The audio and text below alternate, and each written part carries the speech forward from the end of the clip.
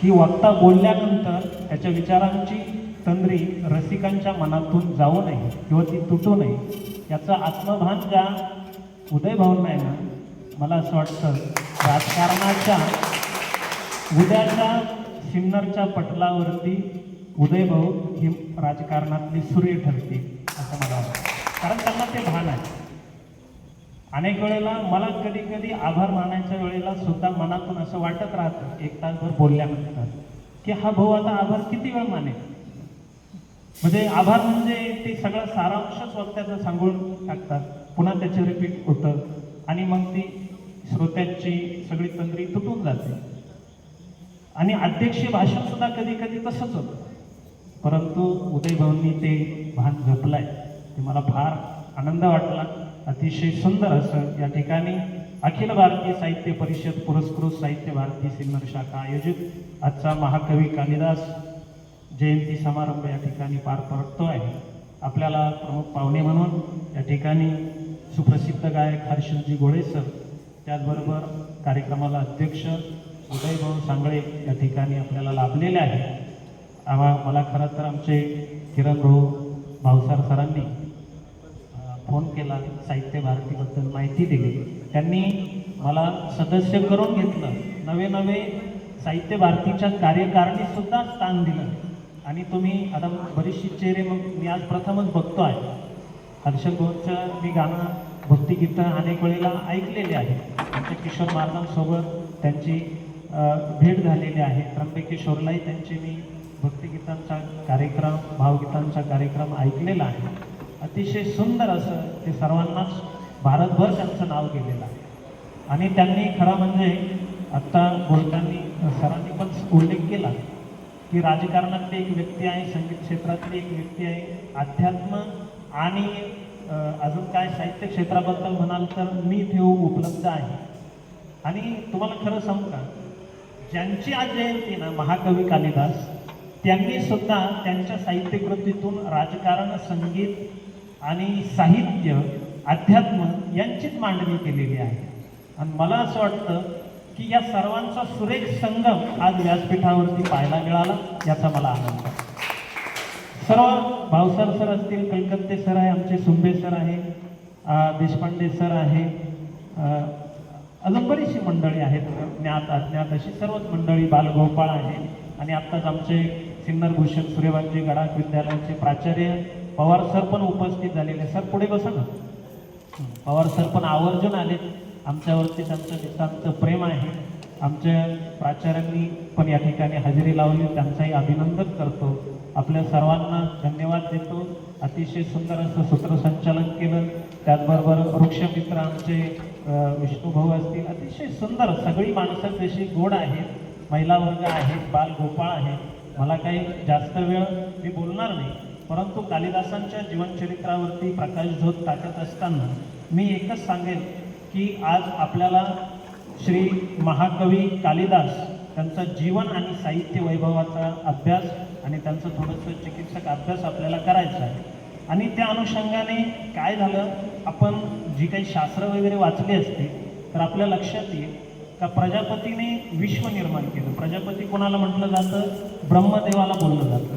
ब्रह्मदेवाने विश्व निर्माण केलं, पण ते निर्माण केल्यानंतर त्याला मात्र त्या विश्वामध्ये राहता आलं नाही.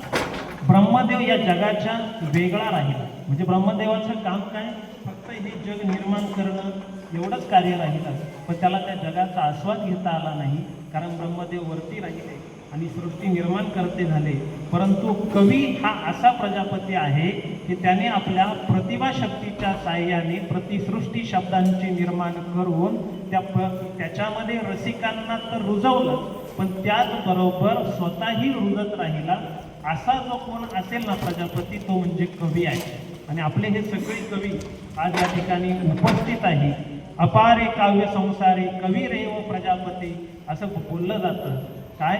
अपारे काव्य संसारे कवी रेव प्रजापती यास्मे रोचते विश्व तथेव परिवर्तते असं जे बोललं जातं त्याचं कारणच ते आहे का प्रजापतीपेक्षाही कवी हा पुढे त्या सृष्टी प्रतिसृष्टी त्याची अशी निर्माण केली जाते. आपल्याकडे बोललं जातं बघा, जे न देखे रवी ते देखे कवी आपल्याला सगळ्यांना माहिती, परंतु कवीच्याही असं म्हटलं जातं की ज्या ठिकाणी सूर्याची किरणही पोहोचणं अशक्य, तिथे कवीची प्रतिभाशक्ती जाऊन पोहोचते. आता त्याच्याही पुढे असं वाक्य आहे, जे ना देखे रवी ते देखे कवी, आणि जे ना देखे कवी ते देखे अनुभवी, असं म्हटलं जातं. अनुभवी माणूस कवीच्याही पुढे असतो असं म्हणतात. आणि आजचा सुरेख संगम असा आहे तर तुम्ही उपस्थित असणाऱ्या श्रोतोगणांमध्ये नुसती कवी मंडळीच नाही आहे, तर अनुभवी मंडळी सुद्धा आहे. आणि हा सुद्धा दुग्ध शर्करा योग या ठिकाणी आज आपल्याला बघायला मिळतो आहे. खरं म्हणजे कवी हा शब्द संस्कृत वाङ्मयामध्ये केवळ कविता करणे या अर्थाने येत नाही. संस्कृत वाङ्मयामध्ये म्हणजे डिक्शनरी जर बघाल तुम्ही तर कवी हा शब्दाची उत्पत्ती आणि कवी या शब्दाचे अनेक अर्थ सांगितलेले आहेत. त्याच्यामध्ये द्रष्टा, सर्वज्ञ, ज्ञानी या अनुषंगाने कवी हे शब्द वापरले. जो द्रष्टा असतो, द्रष्टा म्हणजे काय, ज्याला भविष्याचा वेध घेता येतो. भविष्य काय आहे हे भविष्य संबंधाने ज्याला पुढचं दिसतं, पुढे काय घडणार आहे याची तिथे त्याची बुद्धी जाऊन पोहोचते, प्रतिभेने तू त्याची कल्पना करू शकतो, तो कवी असतो. म्हणून द्रष्टा, ज्ञानी, सर्वज्ञ या अर्थाने कवी शब्दाची संस्कृतमध्ये व्याख्या मांडली जाते. कवी काय करतो तर तुम्ही बघा, जो रवी असतो ना, जो सूर्य सगळ्या जगाच्या निद्रिस्त असलेल्या जीवांना जागवतो. म्हणून सूर्याची किंवा रवीची व्याख्या करायची म्हटली तर निद्रिस्त जीवांना जाग करतो तो रवी असतो, परंतु निद्रिस्त भावनांना जागवतो तो कवी असतो.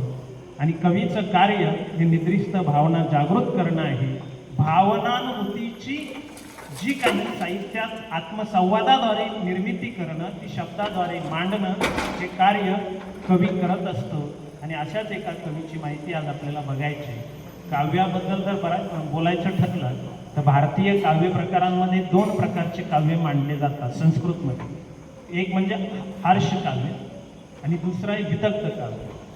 आता आर्ष काव्य म्हणजे काय, तर आर्ष काव्य म्हणजे जे ऋषी प्रणीत काव्य आहे, म्हणजे उदाहरणार्थ वाल्मिकी ऋषींचं रामायण हे आर्ष काव्यामध्ये मोडतं. म्हणजे जे ऋषींनी निर्माण केलेले जे जे साहित्य आहे ते सगळं आर्ष प्रकारामध्ये मोडतं.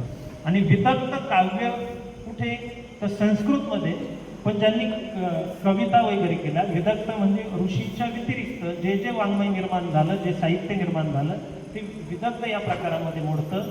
आणि विदग्ध काव्य प्रकारनं मला सांगायला आपल्याला आनंद वाटेल का विदग्ध काव्य प्रकारामध्ये त्याची सुरुवात जर कोणी केली असेल तर इतिहासामध्ये त्याची 2 नावं आहेत. एक आहे महाकवी कालिदास. हे महाकवी कालिदास विदग्ध साहित्याचे प्रवर्तक मानले जातात. आणि त्याच्याबरोबर अश्वघोष असं एक महाकवीचं नाव घेतलं जातं. हे अश्वघोष आणि विदग्ध महाकवी म्हणून कालिदासांचं वर्णन आपल्याला करता येतं. त्याचबरोबर महाकवीमध्ये सुद्धा प्रकार आहे, कवी खूप आहे. आता कवी, महाकवी, कवींमध्ये पुन्हा प्रकार करायचे जर म्हटले तर रसिक कवी, त्याच्यानंतर शब्द कवी, उक्ती कवी, अलंकार कवी, अशी कवींचे प्रकार आहे. म्हणजे ज्याच्या साहित्यात व्याकरणातले भाषा सौंदर्य वाढवणारे अलंकार अधिकाधिक येतात त्याला म्हणायचं अलंकार कवी. ज्याच्या साहित्यामध्ये किंवा ज्याच्या कवितांमध्ये शब्द चाफल्यपणा जास्त येतो, शब्दांची जी काही वजन आहे, शब्दांचं जे सौंदर्य आहे त्याला आपण शब्द सौंदर्य म्हणतो, हे शब्द सौंदर्य जर पुढे पुढे जात असेल ना तर ते शब्द कवी असतं. आपल्याकडे 9 रस मानले जातात बघा. विभक्ती रस आहे, शृंगार रस आहे, त्याच्यानंतर शांत रस आहेत. ही जी रस आहेत ना, या रसांचा वापर करून ज्या कविता केल्या जातात त्याला रसकवी म्हणतात. परंतु हे जे काही 7-8 प्रकार पडतात मी आपल्याला सांगितल्या पद्धतीने, उक्ती कवी असेल, रसकवी असेल, अलंकार कवी असेल, शब्द कवी असेल, तर या सगळ्या गुणांनी युक्त जो असतो त्याला महाकवी म्हणतात. आणि म्हणून कालिदास हे कोण होते तर हे अशा पद्धतीचे महाकवी होते तर त्यांच्या तुम्ही साहित्य जर बघितलं, त्यांचे जे 7 ग्रंथ आज उपलब्ध आहेत तर त्या 7ही साहित्य पुस्तकं तुम्ही त्यांच्या अभ्यासल्या, बघितल्या तर तुमच्या लक्षात येईल का त्यांनी त्याच्यामध्ये शब्द अलंकारही वापरले भाषा सौंदर्य वाढव याच्यासाठी. त्याच्यानंतर निसर्ग वर्णने अफाट ताकदीनं त्यांनी केलेले आहे. इतकंच नाही तर त्यांनी अलंकार वापरले, रसनिर्मिती, शांतरस हे तुम्हाला बघायला मिळेल, अद्भुत रस तोही बघायला मिळेल, वीररस तोही तुम्हाला बघायला मिळेल. म्हणजे कवी कालिदासांचं साहित्य अभ्यासलं तर तुम्हाला जे जे स्पेशलायझेशन रसकवी म्हणून दिसतं किंवा इतर काही कवी म्हणून दिसताना त्या सगळ्यांनी युक्त असं कालिदासांचं साहित्य, म्हणून त्यांना महाकवी म्हणतात. इतर कवींना आपण कवीच म्हणतो, फक्त तेवढी चौकट आपण ठेवतो. पण महाकवी कोणाला म्हणतो? कालिदासांनाच महाकवी का म्हणायचं? तर त्याचं कारण आहे या सगळ्या गोष्टींनी युक्त असं त्यांचं साहित्य होतं. आणि असे हे कालिदास म्हणजे सर्वसाधारण व्यक्तिमत्व नाही. व्यासांनी काय केलं तर व्यासांनी सत्य, वाल्मिकीने शिव, याने आपलं साहित्य आकळलं आहे. ही सृष्टी जी आकळली गेली ती व्यासांच्या सत्याने, वाल्मिकींच्या शिवाने. पण कालिदासाने काय केलं? आपल्या साहित्यामध्ये सुंदरतेचा स्पर्श दिला आणि आपलं साहित्य सत्यम शिवम सुंदरम पर्यंत पोहोचवलं. असे हे वाल्मिकी आहे. आणि ज्ञानेश्वरीमध्ये व्यासांबद्दल, आता व्यास पौर्णिमा ज्याला आपण गुरुपौर्णिमा म्हणतो ती आता पुढे येईलच.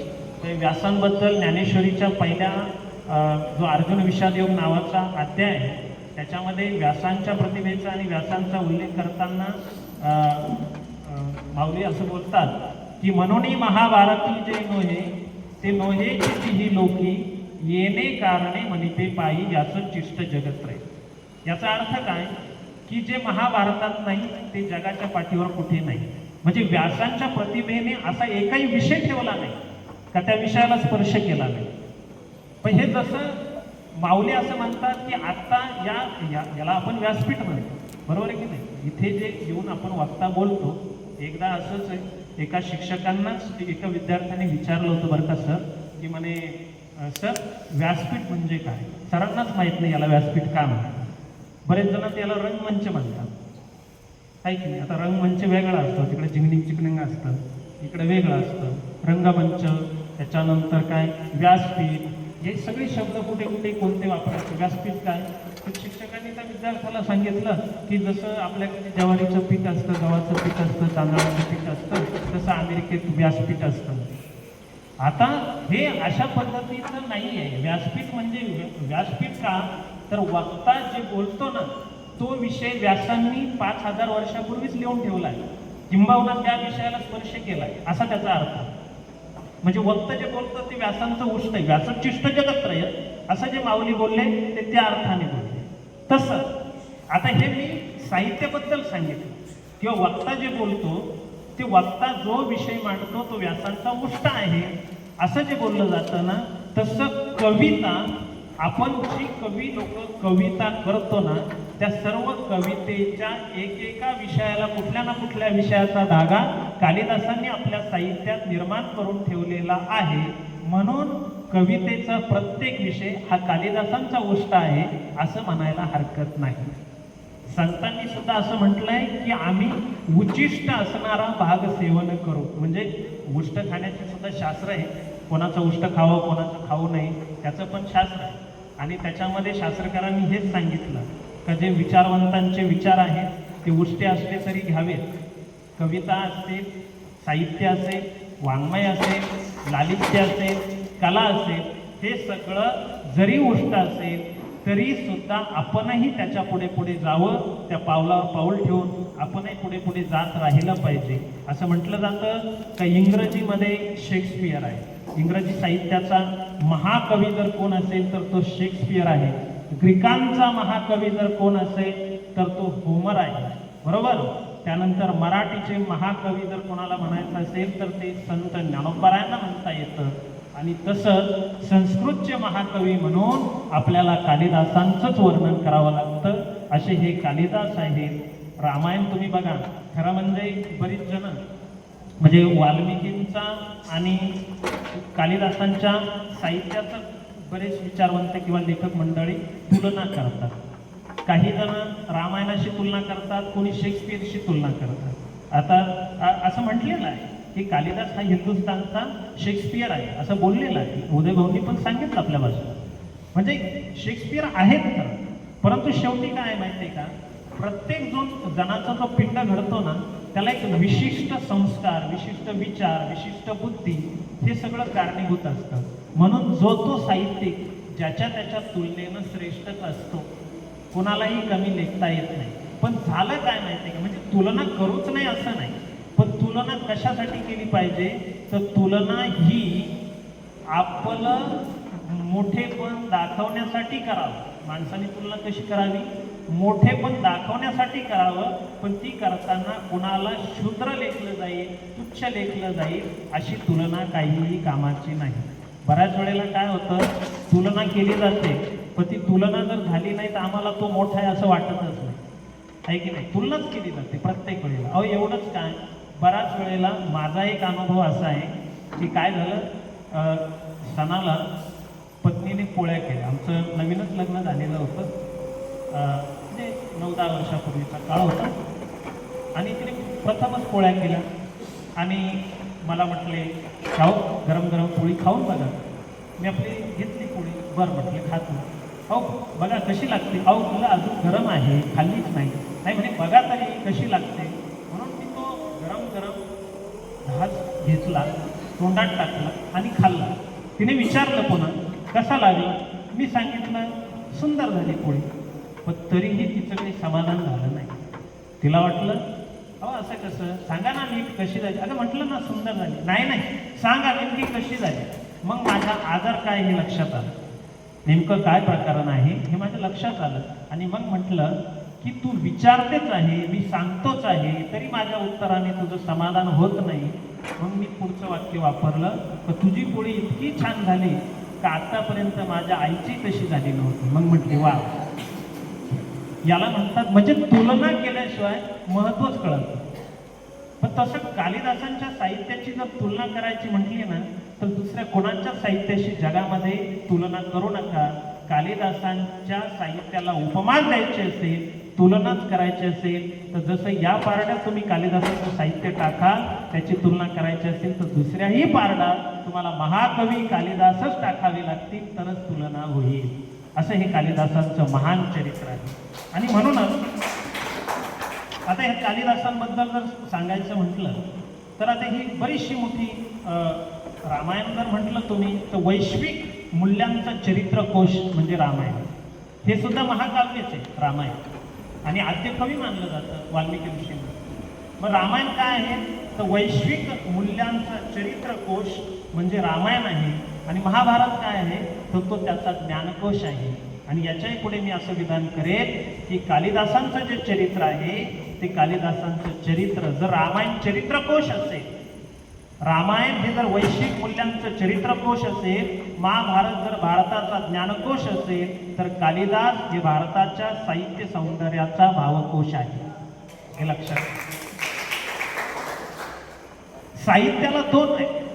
साहित्य जे आहे ना, साहित्यामध्ये कालिदासांचं साहित्य हे उत्तुंगही आहे हिमालयासारखं, आणि त्यांच्या विचारांना अथांगता आहे. कालिदासांची जी प्रतिभा आहे ती उत्तुंग आणि त्यांचे जे विचार आहेत ते अथांग, असे हे कालिदास आहे. ते वाचले पाहिजे. आता ह्या कवींच्या अगोदर उष्णा नावाचे कवी होऊन गेले बघा. उष्णा कवी हे तसे तुम्ही जर श्रीमद भगवद्गीतेच्या 18 अध्यायांपैकी जो 10वा अध्याय विभूती योग, त्याच्यामध्ये उष्णा कवीचं वर्णन आलेलं आहे. मुनी नाम पहा कवीना उष्णा कवी असं म्हटलेलं आहे, म्हणजे विभूत्या सांगितल्या. त्याच्यामध्ये उष्णा कवी हा माझी विभूती आहे असं सांगतात. आता मी त्याच्याबद्दल बराचसा अभ्यास केला बरं का, पण उष्णा म्हणजे मी अगदी ChatGPTलाही टाकून बघितलं, गुगललाही सर्च केलं, काही विचारवंतांनाही विचारून बघितलं, अजून काही अभ्यासकांनाही विचारलं. त्यांनी उष्णा कवीचा कालखंड तर काही सांगितला नाही, परंतु त्यांनी असं सांगितलं की जे दैत्यगुरु शुक्राचार्य तेच उष्णा कवी असं म्हटलं. आता त्यांचं काही साहित्य वगैरे उपलब्ध नाही, पण मला असं वाटतं भगवंत म्हणतात माझी विभूती आहे, तर असुरांचा दैत्यांचा जो गुरु आहे त्याला कसे म्हणतील भगवंत माझी विभूती, बरोबर आहे की नाही. त्याच्यामध्ये काहीतरी पावित्र्य असलं पाहिजे की नाही, त्याच्यात काहीतरी गरिमा असली पाहिजे की नाही. याचाच अर्थ उष्णा नावाचं एक स्वतंत्र कवी झालेला आहे. त्याच्याबद्दल पुराणांमध्ये कथा येतात. आता हे उष्णा का सांगायचं, तर उष्णा कवीपासून ही काव्य परंपरा आलेली.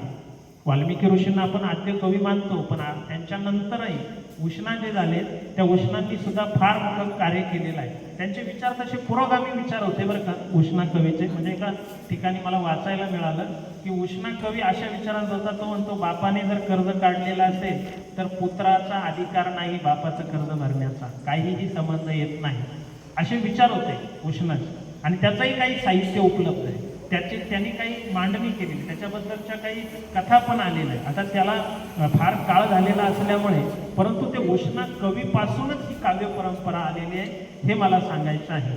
आता कालिदासाच्या जन्माबद्दल जर म्हटलं तर त्याच्यामध्ये सुद्धा वाद आहेत बरं का. त्याच्यामध्ये सुद्धा विचारवंतांचे अनेक मत आहेत, अनेक प्रवाह आहेत, अनेक वेगवेगळ्या पद्धतीने सांगितलं जातं. त्यांचा कोणी काळ सांगतं इसवी सन पूर्व 150. काय काळ सांगितला जातो? इसवी सन पूर्व 150. काही सांगतात इसवी सन 380, म्हणजे जे काही 3रं-4थं शतक आहे तो काळ काही विचारवंत सांगतात. ते ज्या राजाच्या दरबारी होते त्याच्यामध्ये सुद्धा विचारवंत राजांची नावं वेगवेगळी येतं. कोणी म्हणतं उज्जैनीचा राजा जो विक्रमादित्य होता त्याच्या दरबारी ते होते, कोणी भोज राजाची कथा सांगतात. म्हणजे काही विचारवंत म्हणतात कालिदासच 2 होऊन गेले. मग नेमकं काय? आता फार काळ गेलेला आहे त्याच्यामुळे त्याचं नेमका कालावधी सांगता येत नाही, पण त्याच्याबद्दल अशा पद्धतीनं बोललं जातं. त्यांची जी ग्रंथ संपदा आहे त्याच्यामध्ये 3 नाटकं आहेत. त्याच्यामध्ये शाकुंतल हे नाटक आहे, विक्रमवर्षीय नाटक आहे, मालविकाग्नी मित्र आहे, त्याच्यानंतर महाकाव्य 2, कुमार संभव आणि रघुवंश हे महाकाव्य, त्याच्यानंतर खंडकाव्य, त्या खंडकाव्यामध्ये मेघदूत आहे, अतिशय सुंदर असं मेघदूत हे काव्य आहे, आणि निसर्ग वर्णन काव्य म्हणजे जे ऋतुसंवार आहे हे निसर्ग वर्णन, अशा 7 साहित्यकृती आज कालिदासांच्या उपलब्ध आहेत. आणि डॉक्टर के.ना. वाटवे यांचं मत कालिदासांच्या साहित्याबद्दल असं आहे तर ते असं म्हणतात की ह्या ज्या 7 साहित्यकृती आहेत ना कालिदासांच्या, या 7 साहित्यकृती म्हणजे वाङ्मय नभोमंडळामध्ये चमकणारे सप्तरंगी इंद्रधनुष्य आहे. अशा पद्धतीचं वर्णन कालिदासांच्या साहित्याबद्दल केलेलं आहे. महाकवी जर्मन कवी जो गटे आहे तो तर म्हणतात शाकुंतल डोक्यावर घेऊन नाचला. आमचे गुरुवारी चैतन्य महाराज देगलूरकर तर असं म्हणतात की बरं तरी गटे हा शाकुंतल डोक्यावर घेऊन नाचला, त्याला तुकारामांची भेट झाली नाही. त्याने जर तुकारामांचा गाथा वाचला असता ना तर त्याची इतकी तंद्री लागली असती. ते म्हणतात की डोक्यावर गाथा घेऊन नाचण्याचे भान त्याला राहिलं नसतं, त्याने लोटांगणच घातलं असतं. आणि मला असं वाटतं भारतीय संस्कृती ही इतकी विचारांची, आता काय माहिती आहे का, आपला हिंदू परंपरा किंवा हिंदू साहित्य इतकं संशोधनपर आहे. आपल्या ऋषीमुनी, आपल्याकडे काय झालंय, ऋषी म्हटलं का आपल्याकडे भव्य कपडे, रुद्राक्षाच्या माळा, खाजवी, किडसगंध आहे की नाही, जटा वाढलेल्या, आणि त्याचं नाव ऋषी, कमंडलू घेतलेला, असं नाहीये. आज जे तुम्हाला विचारवंत, तत्वज्ञ, शास्त्रज्ञ दिसतात ना, एक काळ आपला भारताचा असा होता की ही लोक म्हणजेच आपली ऋषी यांनी प्रत्येक क्षेत्रात, आता स्वामी विवेकानंदांच्या वाङ्मयामध्ये विवेकानंदांनीच मांडणी अशी केलेली. वेदांना आपण अपौरुषे म्हणतो की नाही, म्हणजे वेद म्हणजे अपौरुष का, तर देवाच्या श्वासोच्छ्वासातून निर्माण झाले असं म्हटलं. पण साहित्य समजून घ्यायचं असेल ना, कालिदासांचं असं साहित्य आहे तर ते समजून घ्यायचं असेल तर शब्दशः अर्थ करून चालत नाही. आता सरांना माहित आहे मराठीमध्ये 3 ज्या शब्दशक्ती सांगितल्या जातात, व्यंजना, लक्षणा आणि अभिधा शक्ती, या शक्तींद्वारे शब्दांचा अर्थ काढावा लागतो. एखाद्या मुलाला म्हटलं अरे जा गवळ्याचा वाडा नदीवर आहे तिथून दूध घेऊन ये, पोरगा गेला आणि परत आला, तो म्हटला सगळ्या नदीवर बघितलं, सगळं पाण्यावर बघितलं पण गवळ्याचा वाडाच दिसला नाही. म्हटलं बघितला कुठं? म्हणे पाण्यावर. अरे पाण्यावर नाही, नदीवर वाडा आहे याचा अर्थ नदीच्या किनारी वाडा आहे असा अर्थ घ्यायचा. तसं साहित्य वाचत असताना सुद्धा या गोष्टींचा आपण अभ्यास केला पाहिजे की नेमका कुठला अर्थ कुठे काढायचा, कशाला काय अर्थ लावायचा. उगाच कुठेही काही अर्थ लावून चालत नाही, हे लक्षात ठेवा. त्याची अभिधा शक्ती वापरावी लागते. कधी कधी लक्षणेचा अभ्यास करावा लागतो, कधी कधी व्यंग्यार्थ घ्यावा लागतो. हे जर समजलं तर साहित्य आपल्याला समजत असतं. आणि म्हणून तर असं काही पुराणांमध्ये किंवा बऱ्याच वेळेला ही जी उदाहरणं येतात, जे काही आपल्याला चमत्कारिक काही गोष्टी वाटतात, या चमत्कारिक नाहीच आहे. वेद अपौरुष का मानले जातात, तर त्याचं कारण आहे भिन्न भिन्न, स्वामी विवेकानंदांनी वेदांची व्याख्याच अशी केली का भिन्न भिन्न काळामध्ये भिन्न भिन्न ऋषींनी भिन्न भिन्न विषयांवरती भिन्न भिन्न प्रतिभाशक्तीच्या साह्याने जे शब्दांकन करून ठेवलंय ना, ते म्हणजेच वेद. फक्त ऋषींनी तिथे आपलं नाव वापरलं नाही, मग ते नेमकं कोणी केलं हे माहीत नाही, म्हणून त्याला अपौरुष्य म्हणायचं. आणि ते आहे, जसा मनुष्य ऑक्सिजन किंवा श्वासांवरती जगतो, श्वास बंद पडला म्हणजे मनुष्याचं जीवन संपलं, तसं वेद संपले म्हणजे भारतातून देवाचं अस्तित्व संपलं. म्हणून वेदांना देवाचा श्वास मानलं जातं, हे लक्षात ठेवा. मग वेद अपौरुष म्हणजे देव झोपलेला होता, देव घोरू लागला, मग नागपुड्यांतून पानाच्या पानं बाहेर आले, असा प्रकार नाही येतो. हे ऋषीमुनींनी निर्माण केलेला ज्ञानकोश आहे, तो आपण समजून घ्या. आता समजा आता हे हर्षद भाऊ बसले, अनेक राग आहेत संगीतामध्ये जे राग, पण त्या रागांची नेमकी निर्मिती कधी झाली, कुणी केली, कुठला स्वर वर्ज्य करायचा, कुठला कोमल आहे, कुठला तीव्र आहे, हे जे स्वरांचं आहे, कधी कधी 6 स्वर येतात, कुठे पंचम वर्ज्य आहे, हंस ध्वनी असेल किंवा मेघमल्हार असेल किंवा काय यमन असेल, हे जे सगळे राग गायले जातात, या रागाचा निर्मिता कोण हे सांगता येतं का? म्हणून मी नेहमी म्हणतो हर्षद भाऊ, की जसे वेद अपौरुष आहे ना, तसं तुमचं संगीत सुद्धा अपौरुष आहे, हे लक्षात ठेवा. कारण त्याचा मूळ निर्माता कोण हे माहीत नाही, ते परंपरेने चालत आले. आणि म्हणून तर आपण ज्याला श्रुती म्हणतो ना, तर वेद सुद्धा हे श्रुतींमध्ये मोडतात, परंपरेने चालत आलेले. म्हणून आपल्या भारतातली परंपरा फार थोर आहे, कुणीही तिला, हा फक्त एक गोष्ट आहे बरं का, आपल्या परंपरा ह्या निरीक्षणातून ठरलेल्या आहे. कुठली टेक्नॉलॉजी त्या काळात असेल नसेल माहीत नाही, पण निरीक्षण जबरदस्त होतं. जुनी माणसं सांगायची, त्यांचं निरीक्षण जबरदस्त असायचं. कावळ्याने किंवा टिटवीने किती अंडे घातले, कुठे घातले, यावर्षी दुष्काळ पडेल का सुकाळ पडेल, हे सांगत होते की नाही सर?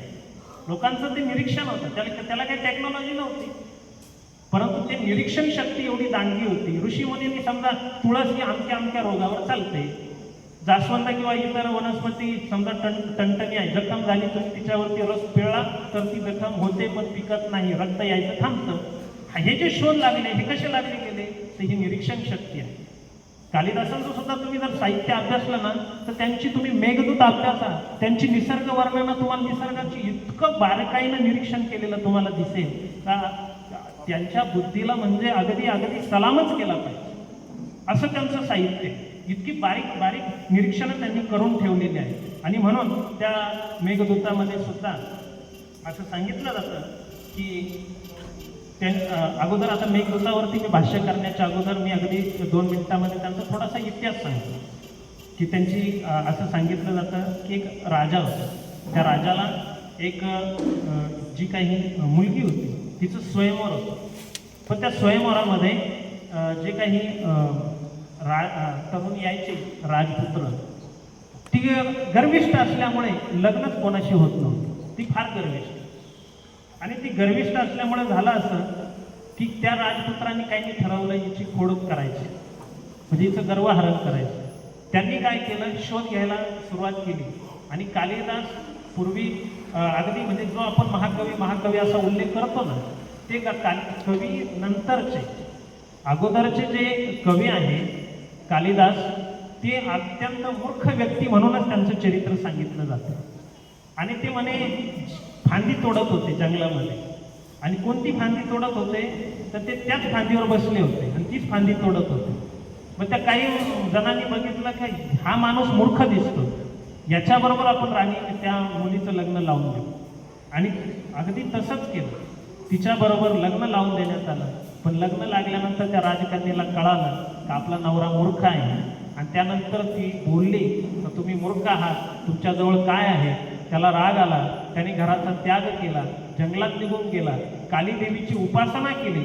आणि कालीदेवीची उपासना केल्यानंतर त्याची प्रतिभाशक्ती इतकी जागरूक झाली आणि त्याने मी आत्ता वर्णन करून सांगितल्या पद्धतीने साहित्य निर्माण करून ठेवलं.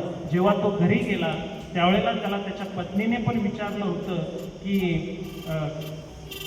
तुमच्या वाणीमध्ये असं काय काही आहे की नाही, पहिल्यासारखंच आहात. त्यावेळेला त्यांनी जे काही संस्कृत श्लोक म्हणून दाखवले आणि ती साहित्य संपदा एवढी निर्माण केली. म्हणजे थोडक्यात सांगायचं काय की अगोदर ज्याचा पूर्व इतिहास किंवा पूर्व आयुष्य हे मूर्खतेनं भरलेलं आहे असं आपण बघतो त्या कालिदासांचं चरित्र इतकं पुढं गेलेलं आहे, इतकी साहित्य संपदा निर्माण करून ठेवलेले. त्यांचं जर हे साहित्य सगळं अभ्यासलं, त्यांची निरीक्षणं, त्यांची उपमा अलंकार, त्यांची ह्या सगळ्यांचा अभ्यास केल्यावर आपल्याला लक्षात येतं की एक मूर्ख माणूस एवढं करू शकतो. ही प्रतिभेची झेप आहे, एवढं त्यांचं प्रतिभा आहे. आता ती जे मेघदूत आहे ना, त्या मेघदूताबद्दल मी तुम्हाला सांगून जातो. बघा, मेघदूत हे काव्य जे आहे इतकं सुंदर काव्य आहे आणि त्याची कथा अशी आहे. थोडं कथानक सांगतो, पार्श्वभूमी सांगतो. काय कथा आहे तर कुबेराची जी नगरी होती अलका नगरी, त्या अलकावतीचं काय झालं, तिथे एक यक्ष होता. कुबेर हा शिवाचा भक्त होता. तो दररोज फुला पुष्पांनी शिवपिंडीचं अभिषेक वगैरे करायचा. सकाळी सकाळी त्याची स्नानविधी वगैरे आटोपला की तो त्या पिंडीला फुलं व्हायचं. पण त्याला खूप फुलं लागायची, 1000 फुलं लागायची. या फुलाचा बंदोबस्त करण्यासाठी त्याने एक यक्ष नेमला होता की तू मला दररोज ताजी टवटवीत फुलं आणून द्यायची. तो यक्ष म्हटलं ठीक आहे. त्यांनी सुरुवातीचे काही दिवस ते अगदी जबाबदारीने केलं. सकाळी सकाळी जायचा, टवटवीत असणारी फुलं तोडून आणायचा, ती कुबेराला द्यायचा आणि त्यांनी शिवावरती तो अभिषेक व्हायचा, पूजा पूर्ण व्हायची. पण आता यक्ष एका स्त्रीच्या प्रेमात पडला, एका युवतीच्या प्रेमात पडला. प्रेमात पडल्यापासून गंमत अशी झाली की सतत रात्रंदिवस तिचंच ध्यान, तिच्याबद्दलच तो सतत विचार करायचा. मग तो काय करायचा, संध्याकाळी त्याला झोपायला वगैरे उशीर होत असेल, मग सकाळी पुन्हा लवकर उठायचं, ते फुलं तोडायचे, कुबेराला नेऊन द्यायचे. मग त्याने काय का सपाटा चालवला, तो आगल्या दिवशी रात्री फुलं तोडून ठेवायचे. दुसऱ्या दिवशी तीच फुलं उचलायचं, कुबेराला नेऊन द्यायचं. एक दिवस त्या भुंगा बाहेर आला, तो कुबेराला चावला आणि कुबेराच्या लक्षात आलं तर गेल्या काही दिवसांपासून आपल्याला ही शिळी फुलं मिळत आहेत म्हणून त्याच्यात भुंगे निघतात. मग कुबेराने यक्षाला बोलवून घेतलं आणि त्यांनी कारण विचारलं, असं का करतोस? एकतर आपली संस्कृती असं सांगते की रात्रीची फुलं तोडायची नसतात, मला सकाळी पूजेसाठी फुलं लागतात आणि तू मात्र रात्री फुलं तोडून आणतो, ती शिळी होऊन जातात, ती मला नको आहे असं सांगितलं. कुबेराला राग आला आणि कुबेराने यक्षाला असं सांगितलं की तू तुझ्या प्रेयसीपासून 1 वर्षभर विरह सण करत बाजूला राहायचं. आणि म्हणून आत्ताचं जे नागपूरचं रामटेक आहे ते पूर्वी रामगिरी पर्वत होतं. त्या रामगिरी पर्वतावरती 1 वर्ष यक्षाला निर्वासित म्हणून जगावं लागेल. मग ती प्रेयसी आणि त्याची नगरी, ती कुबेराची नगरी, ती सुद्धा सगळं लांब राहील. ते काश्मीरला वगैरे ते राहिलं, हिमालयामध्ये. मग तो आपल्या रामटेकला म्हणजे त्या रामगिरी पर्वतावरती येऊन राहिला. पण त्याला त्याच्या प्रेयसीचा विरह सहन होत नसे. मग आता इथं मेघदूत सुरू होतं. इथं मेघदूताची ही पार्श्वभूमी झाली आणि इथे आता मेघदूत सुरू झालं. आणि इथे मग एक दिवस त्याच्या अशी कल्पना डोक्यात येते की हे जे आकाशमार्गाने मेघ वाहतात ना, यांनाच आपण दूत बनवू आणि यांनाच आपण आपल्या प्रियसी जवळ निरोप देऊ. आता बघा बरं का कल्पना कशी. आता माणूस माणसाला नीट निरोप देईल का नाही, आणि जो सांगितला तेवढाच देईल का नाही, का त्याच्यापेक्षा वाढवा निरोप जाईल का कमी जाईल, काही सांगता येत नाही. मेघाला कुठे बोलता येतं आणि मेघ कसा निरोप देणार. पण तरी सुद्धा तशी ती कवी कल्पना आहे. तशी यक्षाने त्या मेघाला सांगितलं आणि सांगितलं की अलकावती नगरीकडे जायचं, माझी प्रेयसी आहे, तिला माझा निरोप द्यायचा, 1 वर्ष पूर्ण झाल्यावर मी तुला भेटायला येईल. असं त्या मेघदूताचं हे संपूर्ण काव्य आहे, ही पार्श्वभूमी आहे. आणि याच्यावर आधारित ते सगळं संस्कृत काव्य कालिदासांनी केलेलं आहे. आता ही जी परंपरा आहे ना, त्याच्यामध्ये जो मेघाचा मार्ग सुद्धा सांगितला. आता एवढी स्टोरी फक्त, आणि या स्टोरी भोवती ते सगळं काव्य फिरतं असं नाही आहे. तर त्यांची मी सांगून आलो ना, कालिदासांची प्रतिभा शक्ती इतकी उंच आहे तर त्यांनी काय केलं, जो रामगिरी पर्वत ते अलकावती नगरीपर्यंतचा जो प्रवास आहे मेघाचा, त्याचं वर्णन केलंय. प्रत्येक स्थळाचं वर्णन केलंय, तिथल्या संस्कृतीचं वर्णन केलंय, तिथल्या निसर्गाचं वर्णन केलंय, तिथल्या हवामानाचं वर्णन केलंय, तिथल्या डोंगर दऱ्यांचं, नद्यांचं वर्णन केलंय. इथं इतकं सगळं वर्णन आलेलं. आता ते कसं वर्णन आहे तर मेघमार्ग असा होता, रामगिरी पर्वत नागपूरपासून 50 किलोमीटर आहे. तिथपासून तर विंध्य पर्वत, विंध्य पर्वतापासून नर्मदा, नर्मदेपासून उज्जैनी नगरी, उज्जैनीपासून गंगा, गंगानंतर हिमालय आणि हिमालयानंतर अलका नगरी येते. असा हा प्रवास कालिदासांनी मेघदूतातून वर्णन केलाय. आणि तो वर्णन करताना हे सगळं वर्णन चाललंय खरं, पण ते नुसतं त्या विरहाचंच वर्णन नाहीये, तर निसर्गाचं सुद्धा वर्णन केलंय. याच्याबद्दल आपल्याला कालिदासांना दाद द्यावी लागते. असे हे कालिदास.